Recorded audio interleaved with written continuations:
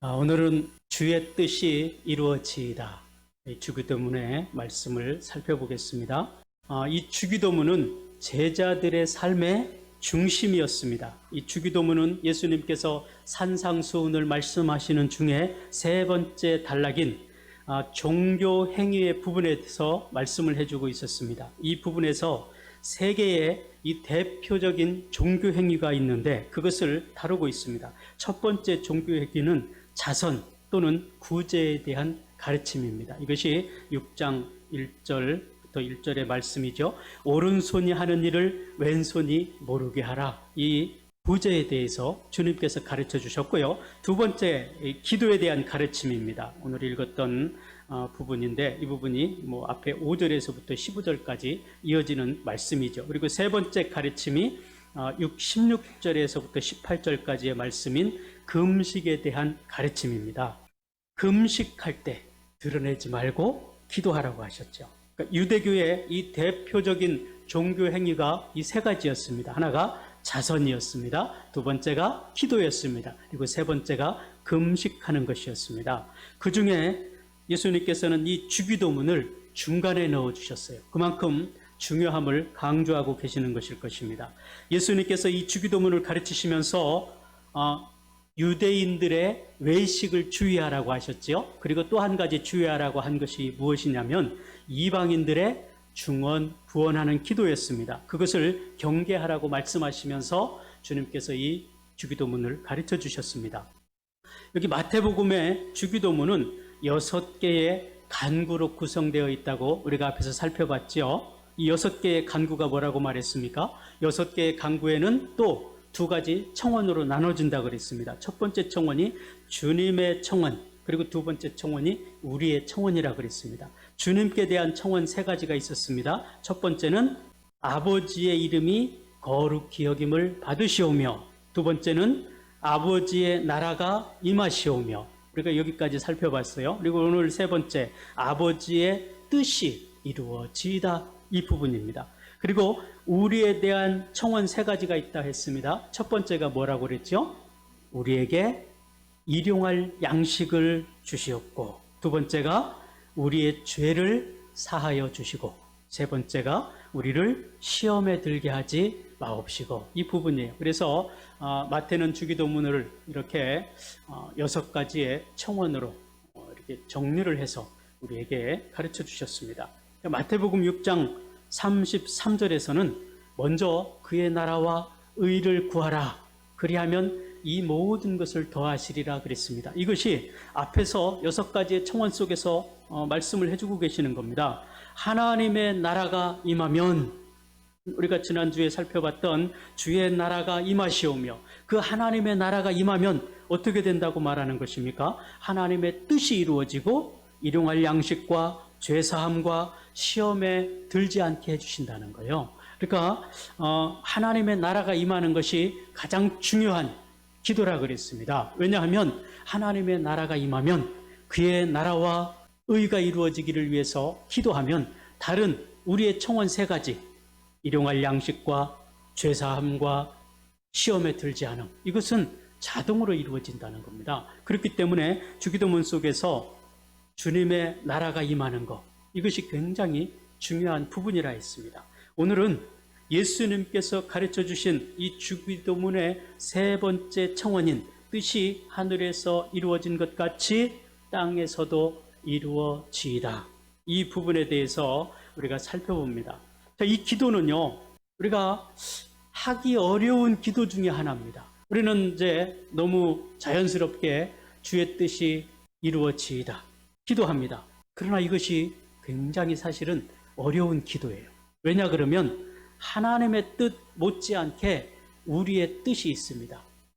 우리 청원에서도 하나님의 청원, 우리의 청원이 있습니다. 우리는 우리의 청원 세 가지, 일용할 양식과 죄사함과 시험에 들지 않는 것, 이런 것들이 굉장히 중요하단 말이죠. 또 내가 삶 속에서 원하는 것들이 굉장히 많습니다. 그래서 우리의 대부분의 기도를 보면 내 뜻이 이루어지기를 위해서 기도하는 것이 참 많아요. 근데 오늘 말씀에서 보면 하나님의 뜻이 이루어지기를 원하는 거예요. 내 뜻과 상관없이 하나님의 뜻이 이루어지기를 기도하는 겁니다. 그래서 하나님의 뜻과 나의 뜻이 일치한다면 참 좋지요. 그런데 대부분 하나님의 뜻과 우리의 뜻이 일치하지 않습니다. 이것을 예수님의 삶의 모습 속에서도 우리가 살펴볼 수가 있어요. 예수님이 제자들 12명을 택하셔서 3년 동안 데리고 다니시면서 먹고 마시고 가르치셨습니다. 그런데 그 3년 내내 예수님과 제자들의 뜻이 일치하지 않았어요. 예수님은 하나님의 나라를 말씀을 하시는데 예수님의 제자들은 항상 자신들의 뜻, 이 땅에서 이루어지는 것을 구했단 말이죠. 그래서 부딪혔어요. 오늘 우리의 삶 속에서도 마찬가지입니다. 우리의 뜻과 하나님의 뜻이 부딪히는 거예요. 그러면 우리는 우리의 뜻을 먼저 생각하게 됩니다. 그러면 하나님의 뜻이, 하나님의 통치가 그 속에서 이루어지지 않죠. 그래서 우리의 뜻은 자주 하나님의 뜻과 부딪히게 돼요. 그래서 이 기도가 굉장히 어려운 기도가 되는 겁니다. 하나님의 뜻이 이루어지이다. 내 모든 것들보다, 내가 원하는 것들보다 하나님이 원하는 것이 이루어지기를 기도한다는 것. 이게 쉽지 않은 이야기죠. 열왕기상 17장 9절에 보면요, 하나님께서 엘리야 선지자에게 말씀을 하셔요. 사르밧 땅에 과부가 있는데 거기에 가서 빵을 만들어 달라고 했습니다. 여기까지는 별로 어려운 문제가 아니죠. 근데 이 사르밧 지방에 어떤 일이 벌어졌냐면 흉년이 들어서 먹을 것이 없습니다. 그래서 이 사르밧 과부, 이 하나님께서 이 엘리야에게 가라고 한 그 집에 가보니까 빵을 하나 만들어 먹을 만한 가루하고 그 빵을 만들 만한 기름 조금밖에 없었다 그랬습니다. 근데 그 여인에게 엘리야 선지자가 찾아가서 그것을 내게 먼저 먹을 빵을 만들어 달라는 거예요. 지금 이 여인은 자기 자식하고 이 빵 하나를 만들어서 먹고 이제 언제 죽을지 살지도 모르는 그날을 기다려야 되는 그런 상황에 있습니다. 그 빵가루 조금밖에 없는데 이 엘리야가 찾아가서 그걸 자신이 먹도록 빵을 만들어 달라는 거예요. 어쩌면 우리의 삶 속에 이런 문제가 굉장히 많이 부딪힌다는 이야기죠. 내 것을 포기해야만 하나님의 것이 이루어지고 하나님의 뜻이 이루어질 수 있는 상황입니다. 이 여인에게 자신이 빵 한 조각을 만들어 달라고 했는데 그 빵을 그 선지자에게 만들어주면 자신하고 자신 아들은 이제 그냥 굶어 죽기를 기다려야 되는 상황입니다. 그럼에도 불구하고 그 여인은 빵 한 조각을 만들어서 이 선지자를 대접합니다. 자신들의 죽음을 각오한 거죠. 마지막 남은 빵 한 조각, 이것을 선지자에게 주었다는 것은 이제 자신의 삶을 포기하는 겁니다. 오늘 우리들의 신앙생활 중에도 그 하나님의 뜻과 내 뜻이 자주 갈등하게 되는 거예요. 그 상황 속에서 우리가 하나님의 뜻을 이룰 수 있도록 나를 포기할 수 있겠느냐, 그 이야기입니다. 그렇게 할 수 있을 때 우리는 이 기도를 드릴 수가 있을 것입니다. 주님의 뜻이 이루어지이다. 이런 의미에서 뜻이 하늘에서 이루어진 것처럼 땅에서도 이루어지이다, 이렇게 기도를 하는 것은 내 모든 뜻을 포기하고 하나님의 뜻이 내 안에서 이루어질 것을 전적으로 수용하고 그 말씀 앞에 순종한다는 것입니다. 그러나 우리는 그동안 우리가 주기도문을 많이 했습니다. 기도할 때 여러분은 어떤 생각을 가지고 이 주기도문을 하셨습니까? 어떤 사람들은 너무나 쉽게 이 기도를 받아들일 수 있을 것입니다. 사업이 번창하기를 바란다거나 뜻하는 일이 잘 이루어지기를 바란다는 덕담 정도로 생각하고 기도했을 수도 있을 것입니다. 그러나 이 기도는 하나님의 뜻이 내 안에서 그대로 이루어지기를 바라는 기도라는 사실입니다. 내 모든 뜻 앞에서 주님의 뜻이 이루어지기를 바라는 기도입니다. 그 주님의 뜻 앞에는 내 생명도 포함되어 있다는 사실이에요. 내가 즐기는 것, 내가 누리고 싶어하는 모든 것들이 거기에 포함되어 있는 것.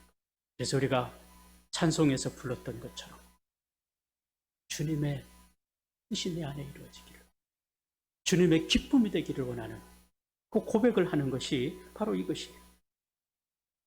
그 대표적인 기도를 예수님께서 겟세마네 동산에서 하셨습니다. 인간으로서는 도저히 감당할 수 없을 정도의 기도였습니다. 예수님도 할 수만 있다면 이 잔을 내게서 옮겨주십시오. 그렇게 기도했어요. 그 기도의 제목이 무엇이었습니까? 십자가를 지는 거였어요. 육신이 죽는 거였습니다. 생명이 끊어지는 거였습니다.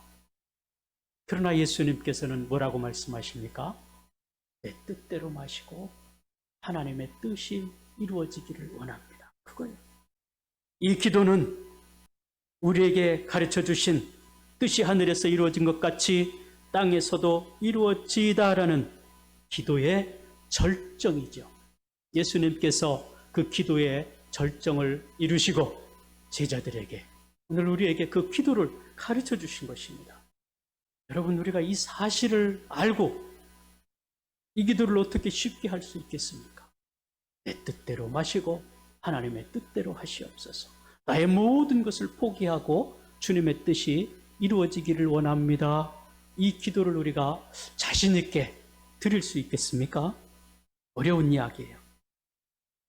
우리가 부르는 찬양 속에서도 이런 내용들이 참 많죠. 예전에 우리가 많이 불렀던 찬양 속에 불 속에라도 들어가서 주의 사랑을 널리 전하리. 불 속에라도 들어가서 주의 사랑을 전하겠다고 우리는 거침없이 찬송을 불렀습니다. 근데 실상 내 삶 속에서 그렇게 할 수 있겠는가?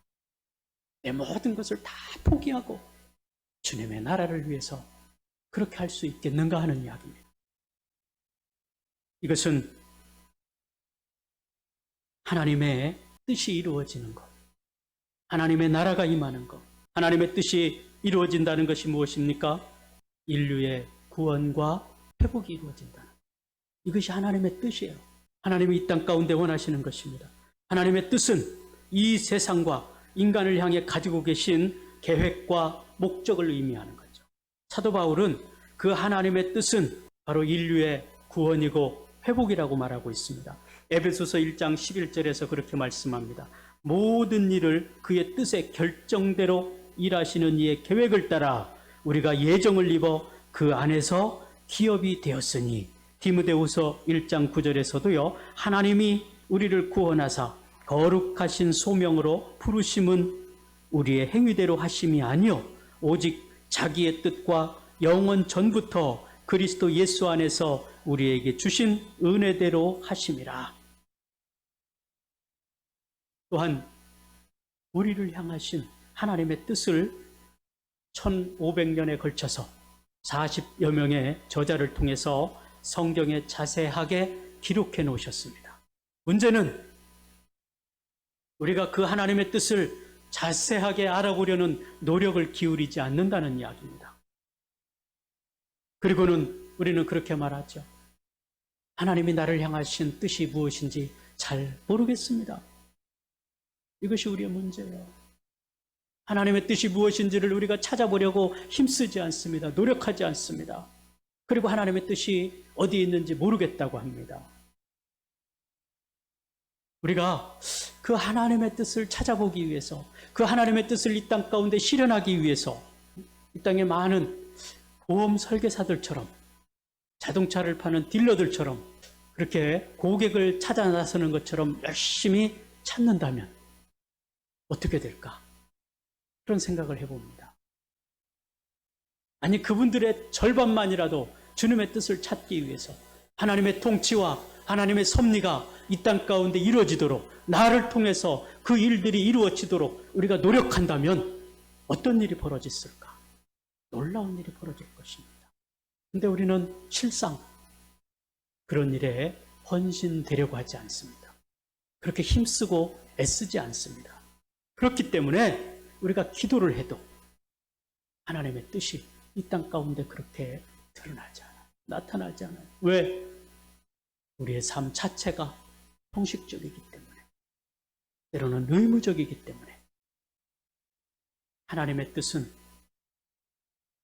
알 수 없는 것이 아니라 우리가 그 하나님의 뜻을 알려고 그렇게 수고하지 않기 때문에, 노력하지 않기 때문에 그렇습니다. 그 하나님의 뜻은 천사들을 통해서 이루어졌습니다.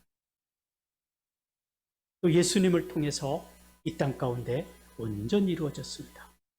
또 오늘 우리를 통해서 그 하나님의 뜻이 이루어지기를 원하고 있다는 사실입니다.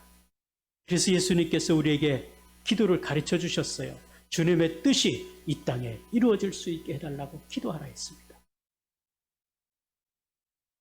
우리 대한민국은 과거 36년 동안 주권을 잃어버린 채 살아갔습니다. 왕이 있지만 왕의 통치권이 우리나라 가운데 미치지 못했습니다. 마찬가지예요. 하나님의 나라는 본질적으로 하나님의 뜻이 이 땅에 실현되는 것입니다. 또 오직 그분의 통치와 주권이 이루어지는 것입니다. 누구를 통해서? 우리의 교회를 통해서, 성도들을 통해서. 그런데 우리가 그걸 이루려고 하잖아요. 왕이 명령을 내리는데 백성이 그 명령을 받아들이지 않으면 아무 의미가 없잖아요. 왕이 통치를 할 때 명령을 하면 백성이 그 명령을 받아들이고 어명으로 받고 그걸 실행해야 되는데 거부해버리면 왕의 통치가 이루어지지 않는 겁니다. 오늘 우리가 그렇습니다.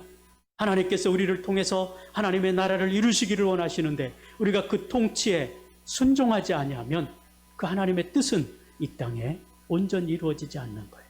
그러나 천사들을 통해서는 이루어졌습니다. 천사들의 사명이 그거였어요. 하나님의 뜻을 이루는 거였습니다.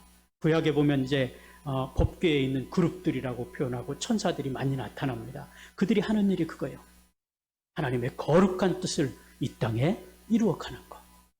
그리고 예수님께서 이 땅 가운데 그 하나님의 뜻을 온전히 이루셨습니다. 예수님께서 이 땅에 오신 이유 자체도 하나님의 뜻을 이루시기 위한 것이었죠. 요한복음 5장 30절에서 그렇게 말씀하십니다. 내가 아무것도 스스로 할 수 없노라. 나를 보내신 이의 원대로 하려는 거로 내 심판은 의로우니라. 예수님께서 스스로 아무것도 할 수 없다고 말하잖아요. 오직 하나님의 뜻을 따라 살아갑니다. 성경을 보면 구약 성경에서 예수님께서 이 땅에 오셔서 행하실 일에 대해서 구체적이고 자세하게 말씀을 하십니다. 그리고 신약에 와서 예수님께서 이 땅에 오셨는데 그 구약의 말씀대로 예수님께서 살아가셨습니다. 그것은요, 하나님의 통치가 예수님을 통해서 이 땅에 그대로 드러나는 거예요. 하나님의 섭리가 예수님을 통해서 그대로 나타나는 것입니다. 요한복음 4장 34절에서도 그렇게 말씀하셨습니다. 나의 양식은 나를 보내신 이의 뜻을 행하며 그의 일을 온전히 이루는 것이니라. 나의 양식은 나를 보내신 이의 뜻을 행하며 그의 일을 온전히 이루는 것이니라. 우리의 고백이기를 바랍니다. 나의 양식은 나를 보내신 이 하나님의 뜻을 행하는 것이고 그 일을 온전히 이루는 것이니라. 우리가 하나님의 뜻을 이루는 삶을 살아가는 성도가 되어야 될 것입니다. 그래야 우리를 통해서 하나님의 통치가 이 땅 가운데 이루어지는 거예요. 예수님께서 우리에게 말씀하셨습니다. 땅끝까지 이르러 내 증인이 되라. 우리가 주님의 명령을 따라서 땅끝까지 나아가서 복음을 선포할 때 하나님의 통치가 그 속에서 일어나는 거예요. 우리가 성경을 보면요, 베드로가 하나님의 복음을 전하는 그 현장 속에서 하나님의 놀라운 역사가 일어났습니다. 안진병이가 일어나고 죽어가는 영혼들이 하루에도 3,000명이 회개하고 돌아오는 역사가 일어났습니다. 하나님의 복음을 선포하고 드러낼 때, 하나님의 뜻을 이루어 살아갈 때 하나님의 역사가, 하나님의 나라가 그 속에 이루어졌다는 사실이죠. 오늘 저와 여러분을 통해서도 이 일들이 이루어지기를 바라고 계신다는 것입니다. 그래서 우리가 하나님의 나라를, 하나님의 뜻을 세상 가운데 선포하고 드러낼 때 하나님의 역사가 그 속에서 놀랍게 이루어 가신다는 사실입니다. 우리의 삶 속에서 그것들을 경험하고 드러내고 나타날 수 있게 되기를 주의 이름으로 축복합니다. 예수님께서 이 땅에서 행하신 모든 사역은 하나님의 뜻이고 하나님의 계획의 성취였습니다. 단 한 가지도 주님 스스로 결정하시고 판단하셔서 행하지 않았습니다. 심지어 목숨까지도, 십자가의 죽음까지도 하나님의 뜻에 따라서 그렇게 행하셨습니다. 그것이 바로 하나님의 통치가 이루어지는 것이고 그것이 바로 하나님의 뜻이 이 땅 가운데 이루어지는 것이라는 사실이죠.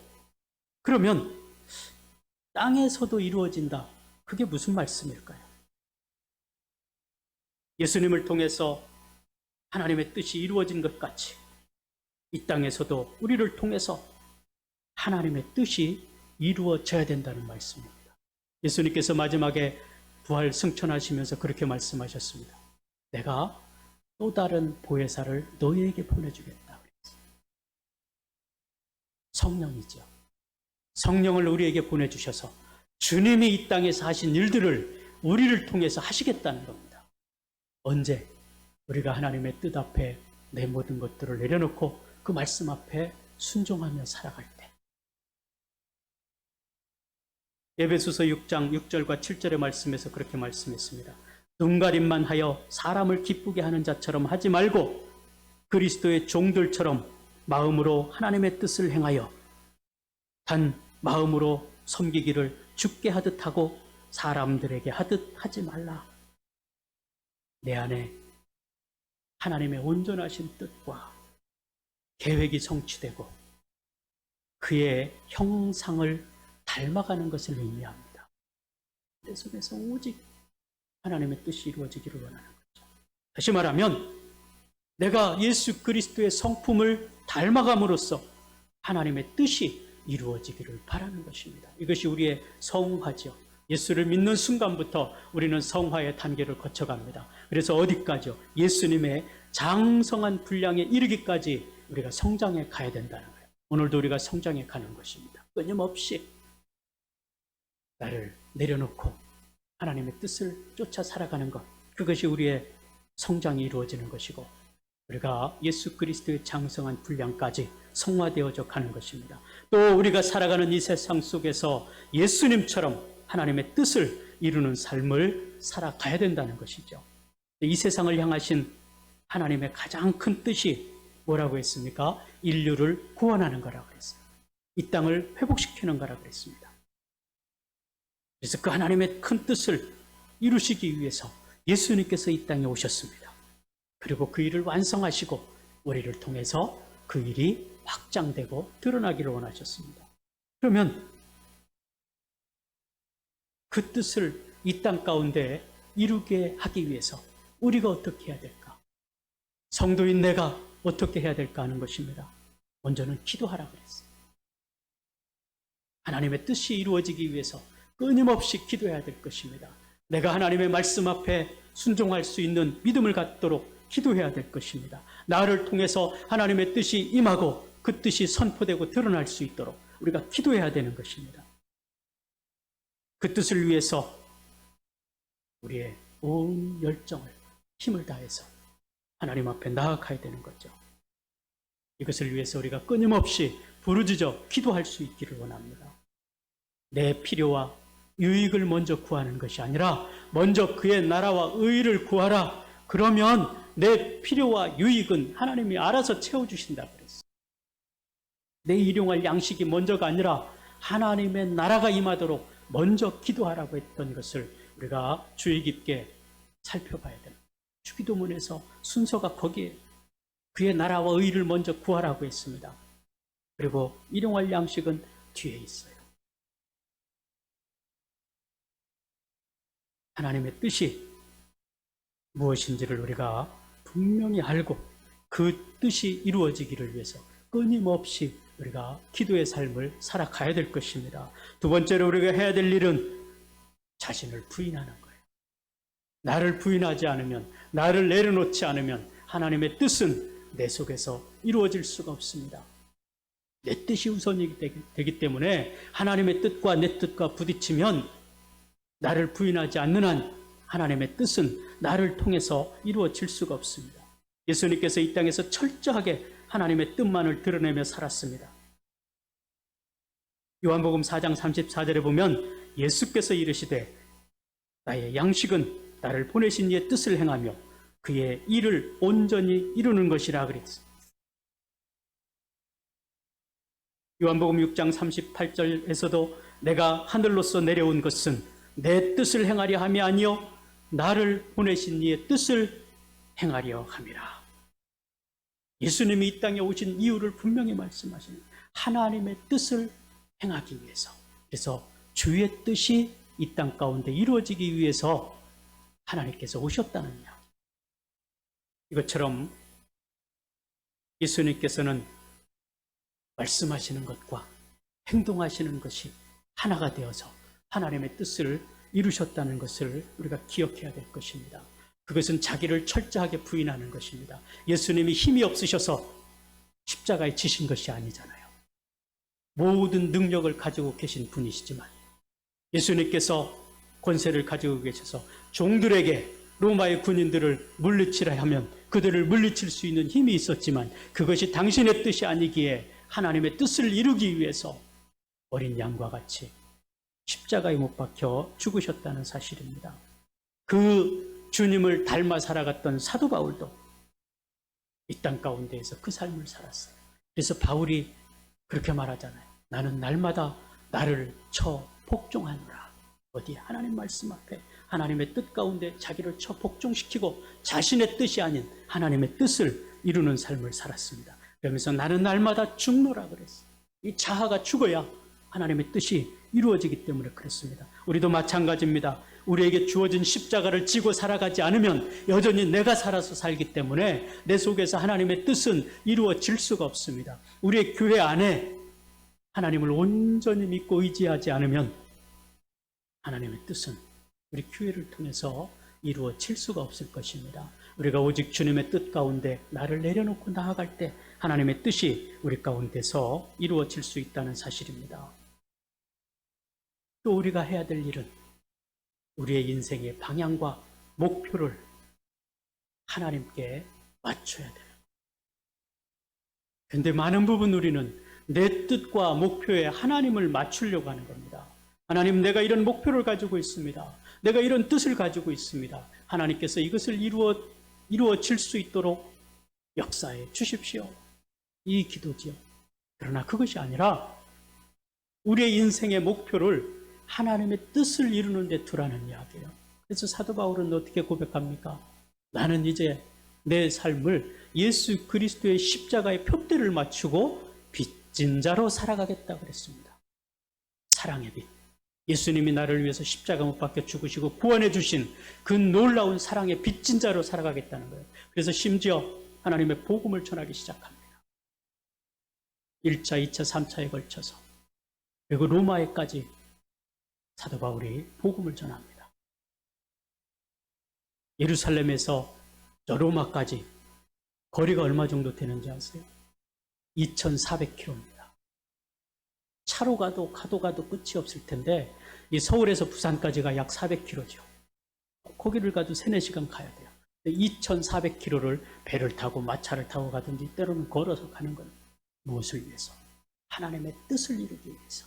오늘 우리에게 그 열정이 있는가? 그 하나님의 뜻이 나를 통해서 이루어지도록 우리가 헌신하고 나아가고 있는가? 우리의 모습을 돌아보지 않을 수 없을 것입니다. 하나님의 중심이 이 세상을 구원하는 데 있다면 내가 거기에 맞춰지기를 원하는 것이죠. 오늘 우리의 삶 속에서 그 하나님의 뜻이 이루어질 수 있도록 우리의 모든 것을 내려놓고 하나님 앞에 나아갈 수 있기를 원합니다. 내 일상의 모든 일들을 하나님 앞에 맡기고 내 행하는 모든 것들을 통해서 천사들이 하나님 앞에 수종 들고 하나님 말씀 앞에 온전히 순종하고 헌신했던 것처럼 예수님께서 이 땅에 오셔서 당신의 뜻이 아니라 하나님의 뜻을 이루기 위해서 철저하게 낮아지고 순종하고 헌신했던 것처럼 또 사도 바울이 그렇게 자신의 모든 것을 내려놓고 심지어 바울은 자신이 자랑했던 모든 것들을 배설물처럼 여긴다 그랬습니다. 그만큼 세상의 것들을 포기하고 하나님의 뜻을 이루기 위해서 십자가만을 바라보고 달려갔다 그랬습니다. 오늘 우리의 삶 속에 이와 같은 열정이 있고 이 하나님의 통치가 하나님의 섭리가 나를 통해서 이루어질 수 있기를 또 하나님의 그 통치하심이 하나님의 주권이 내게 미칠 수 있기를 우리가 위해서 힘써야 될 것이고 그것을 위해서 우리가 온전히 나아갈 수 있기를 바랍니다. 오늘 우리는 하나님의 그 뜻과 그 뜻들이 이 땅에 이루어질 수 있도록 최선을 다해서 기도하고 자아를 부인하며 하나님의 뜻을 드러내고 나타내는 거룩한 성도의 삶이 우리 가운데 있게 되기를 주님의 이름으로 축복합니다.